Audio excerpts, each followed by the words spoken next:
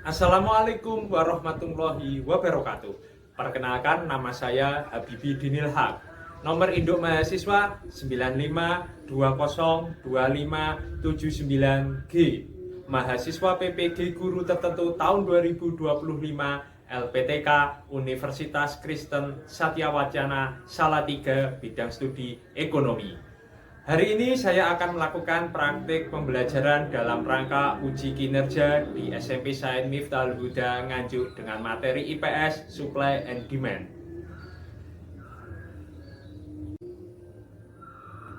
Demikian perkenalan dari saya, terima kasih dan selamat menyaksikan.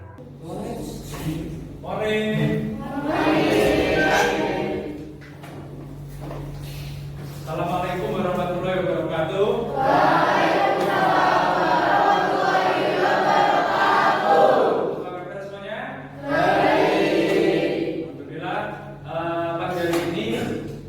Kita memulai pelajaran IPS sosial. Sebelumnya saya akan mengabsensi dulu. Satu, Afgan, Rajan, oke. Aurora, Alma,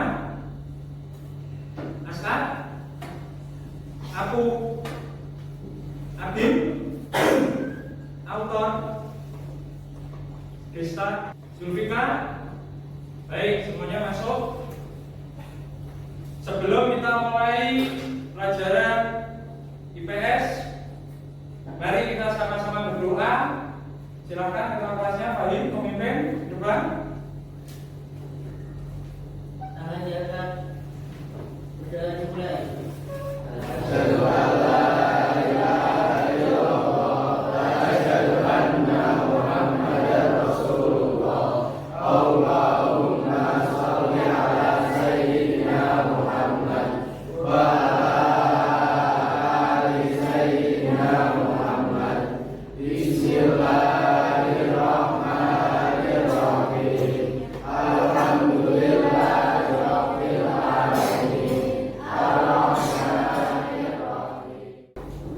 Baik, pelajaran pada pagi hari ini kita membahas tentang supply and demand.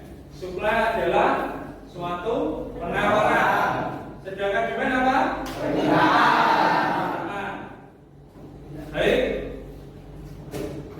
Nah, definisi dari supply atau penawaran adalah keseluruhan jumlah barang atau jasa yang ditawarkan oleh produsen pada berbagai tingkat, waktu, dan tempat tertentu.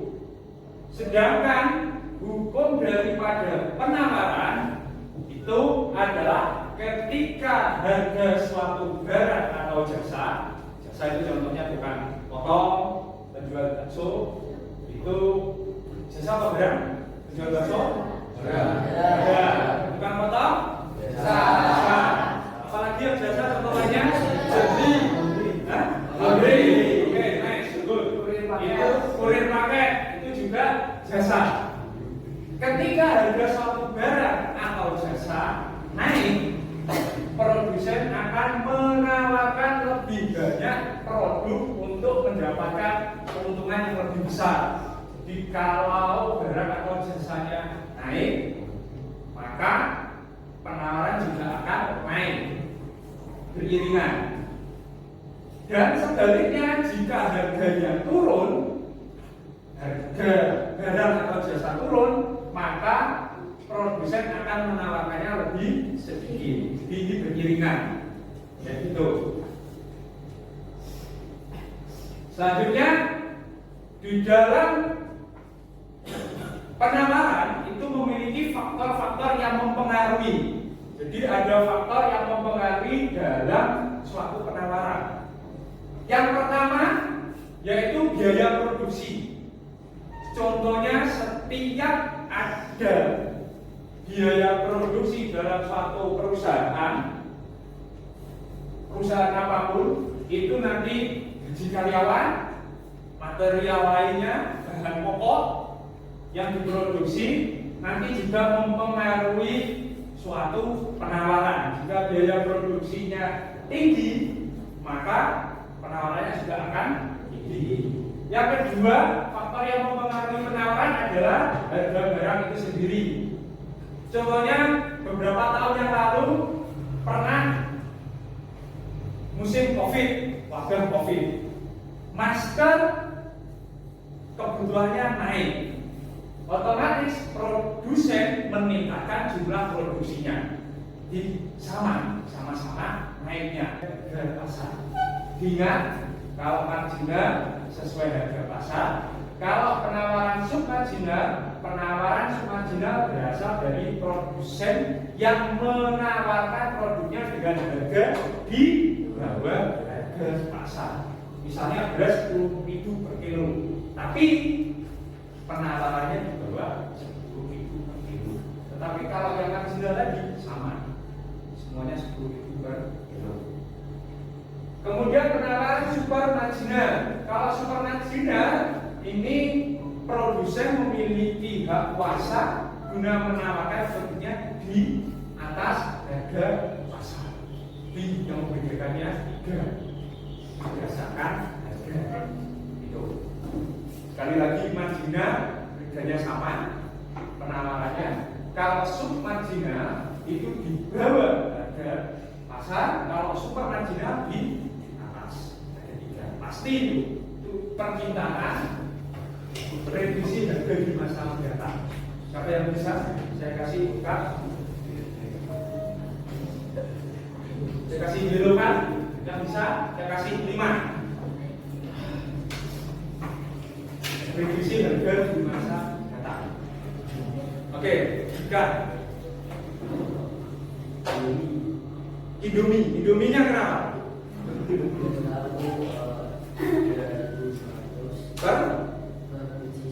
Perbungkus 3.500 Indomie. Kemudian bisa saja inflasi sehingga harganya menurun, naik, sehingga orang-orang berbondong-bondong di tahun ini. Itu, oke, bagus. 1, 2, 3, 4, 5 dulu. Ada lagi? Faktor yang mempengaruhi permintaan prediksi harga di masa mendatang. Oke, silakan. Harga iPhone kenapa? Harga iPhone akan menurun saat pada iPhone membuat versi seri baru. Otomatis speknya lebih bagus, lebih tinggi daripada sebelumnya. Itu juga akan mempengaruhi permintaan pasar. Nice. Saya kasih 5. Oke. Nih, jenis-jenis permintaan sama kayak tadi. Tadi ada jenis penawaran, sekarang ini jenis permintaan. Secara garis besar dibedakan menjadi 2 berdasarkan jumlah permintaan dan berdasarkan daya belinya. Kalau permintaan pasti daya beli. Kalau penawaran tadi permintaan individu, permintaan yang dilakukan oleh satu orang atau individu untuk memenuhi kebutuhan pribadinya. Jadi, misalnya ini saya kasih contoh, Adi ingin beli alat tulis, ya sudah buat Adi sendiri. Ini saya ingin membuat kelompok untuk diskusi materi pada pagi hari ini supply and demand. Nanti ini 25 anak dibagi menjadi 5 kelompok, masing-masing 5 orang. Nanti saya bagi, ada studi kasus yang sudah saya siapkan. Nanti sampai yang pertama kita urut kita bikin kelompok dulu. Nanti saya urutkan 1, 2, 3, 4, 5, 1, 2, 3, 4, 5, 1, 2, 3, 4, 5 secara bergantian. Nanti kita bikin kelompok, kita acak dari tempat duduk ini. Yang pertama itu, yang kedua saya bagi ini studi kasus. Nanti silakan dibuat PowerPoint, kemudian per kelompok maju satu persatu, presentasi, tanya jawab, boleh. semakin aktif nanti mendapatkan yellow card. Kemudian dalam diskusi kalau disiplin akan mendapatkan green card. Setelah saya bagi sampai semuanya diskusi, bikin PowerPoint, kemudian presentasi, tanya jawab. Setelah itu nanti kita ada quizzes enrichment dalam bentuk quizzes. Sekarang kita bagi kelompoknya dulu, dimulai dari sebelah kiri saya. 1, 5, 3, baik. 1, 2, 5. Oke, lagi. 1, 2, 3, 4, 5. 1, 2, 3. 4, 5. Oke. Sekarang berdiri yang kelompok 1 di sebelah kiri saya, kelompok 2 di sebelah tengah, kelompok 3 sebelah kanan, kelompok 4 di sini, 5 di ujung kiri belakang. Yang nomor 1 silakan ke posisinya.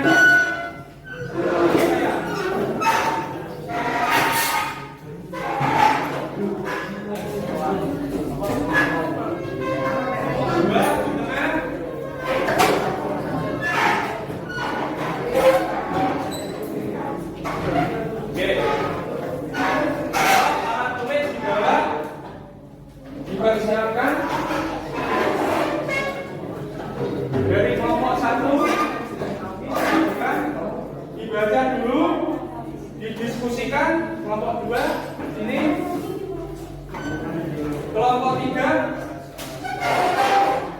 kelompok 4 dibaca, didiskusikan, kemudian dibuat PowerPoint. Studi kasusnya diketik lagi di PowerPoint, diketik, nanti dibacakan di depan. Saya kasih waktu 15 menit untuk mengerjakan, untuk diskusi. Silakan.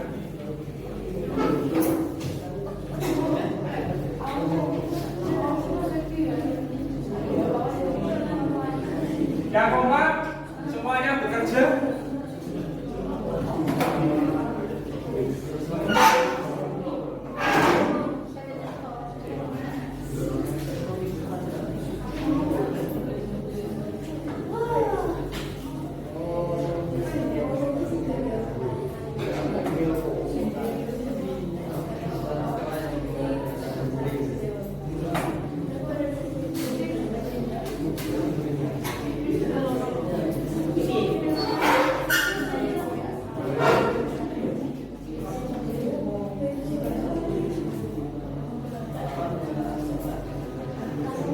Dibuat maksimal 5 slide saja, 5 slide maksimal, minimal 3. Silakan dibuat.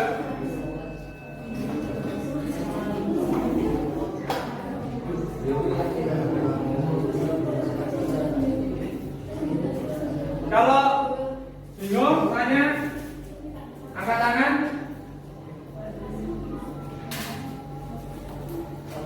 Oke.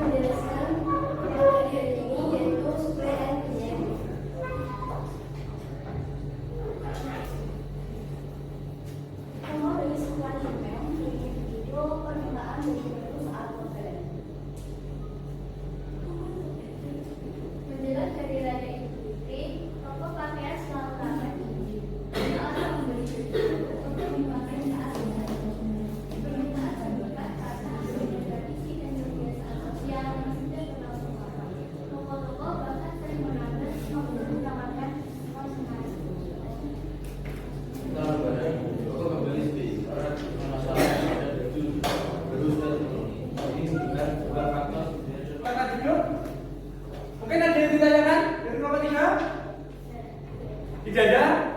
Oke. Ya, silakan tanya.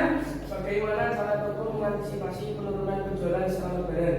Nah, bagaimana cara mengantisipasi penurunan permintaan? Apa? Hah? Penurunan penjualan setelah Lebaran. Oke. Mungkin dengan adanya diskon setelah lebaran kan juga di tokonya itu bisa kasih diskon. Jadi faktor? Faktor dari Ya, oke. Gimana ya? Oke, terima kasih. Good night.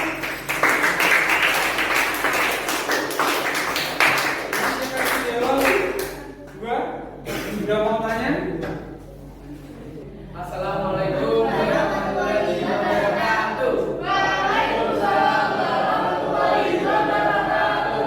Jadi kami dari kelompok 4 ingin menjelaskan tentang supply and demand yang terdiri dari saya, Ilham, ini Al-Arifat, Zulfika, Oliver, dan Alta. Menjelang tahun ajaran baru, toko sepatu lapas baju merambah stok besar-besaran karena banyak siswa yang akan membeli sepatu baru. Pemilik toko memperkirakan permintaan akan meningkat. Jadi ia memperbanyak penawaran sepatu yang direct dan berkurang.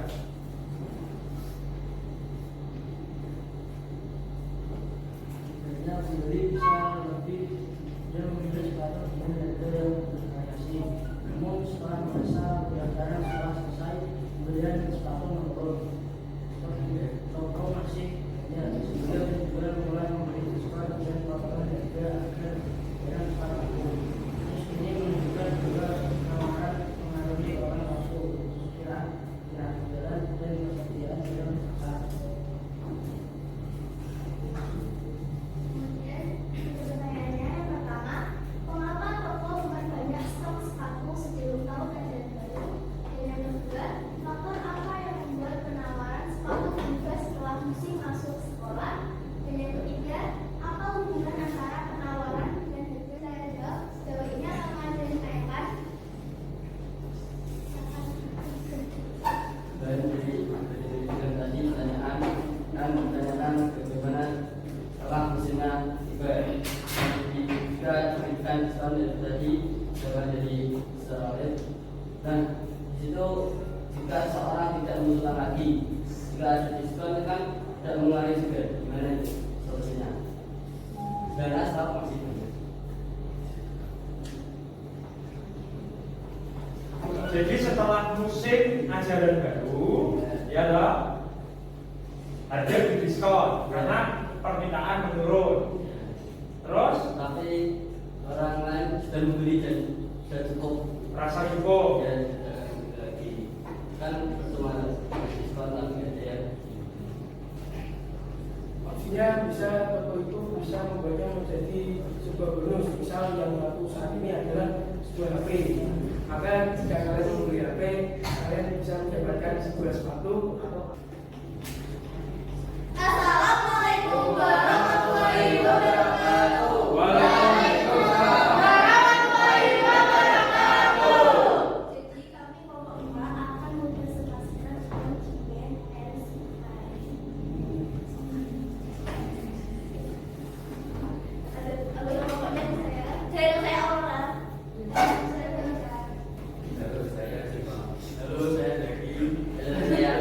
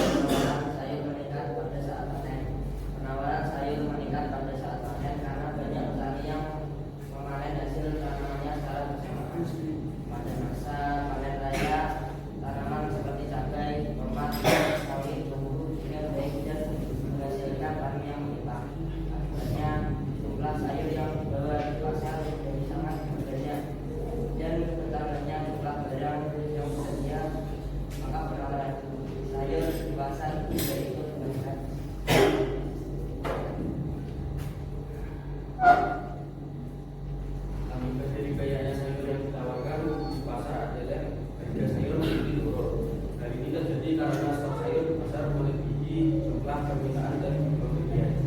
Ketika penawaran lebih besar daripada permintaan, harga akan cenderung menurun. Akhir barang tetap bisa terjual.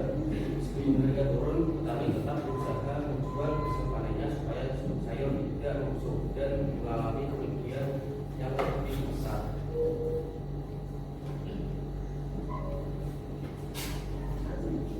Untuk tetap mendapatkan keuntungan, apa strategi yang bisa dilakukan petani agar tetap mendapatkan keuntungan? Untuk tetap mendapatkan keuntungan, meskipun harga sayur turun, petani dapat melakukan beberapa strategi, antara lain: 1. Mengolah hasil panen menjadi produk olahan seperti sambal cabai, saus tomat, kari asin, atau produk lainnya memiliki daya simpan lebih lama. 2. Menyimpan hasil panen dengan cara yang baik, misalnya Secara kemudian sehingga panen tidak terjadi kesamaan dengan air dengan itu pasokan sayur biasa tetap seimbang dan tidak drop.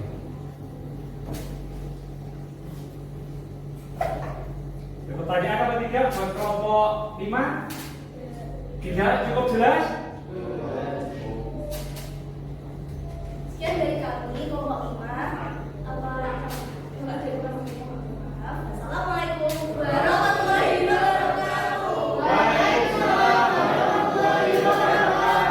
Coba kelas buat kelompok 5. Indika, Aisyah, dan itu ya.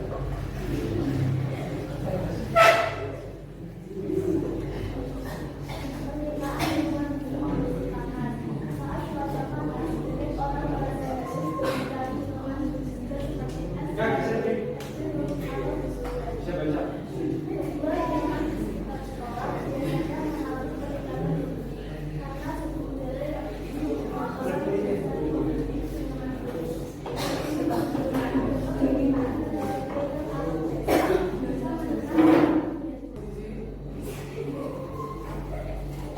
sini ada problematik yang tertera, ada narasi yang akan saya bacakan berikut. Ada dari kosa, pembeli tidak sama kebutuhan saji tidak terlalu mahal. Namun saat aku liburan atau liburan, banyak keluarga datang untuk makan bersama sehingga penjualan meningkat tajam. Hal ini menunjukkan bahwa permintaan terhadap ayam goreng semakin meningkat karena faktor waktu dan kebiasaan masyarakat. Ketika hari kerja terjadi, jumlah pembeli berkurang karena orang sibuk bekerja atau sekolah. Harga ayam goreng tidak meningkat, tapi waktu dan aktivitas masyarakat menjadi faktor penting yang mempengaruhi naik turunnya permintaan. Pertanyaan, permintaan dan faktor-faktor yang mempengaruhi peningkatan permintaan.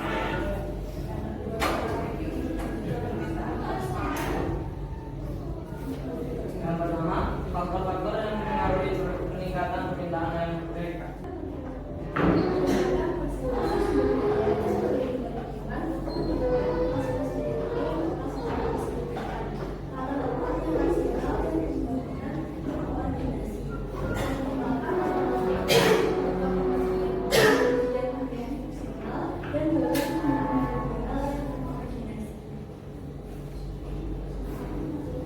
Keterlibatan konsumen dan promosi. Promosi diskon khusus memberikan potongan harga pada ikutan atau menarik pelanggan banyak. Program loyalitas memberikan poin atau hadiah untuk membeli perluan guna meningkatkan keterlibatan pelanggan. Kampanye pemasaran digital menggunakan presale dan iklan untuk meningkatkan kesadaran merek dan menarik minat konsumen. Nah, masukkan kode untuk join ke kuisis. Kodenya sudah saya tampilkan di monitor depan. Buka kuisis.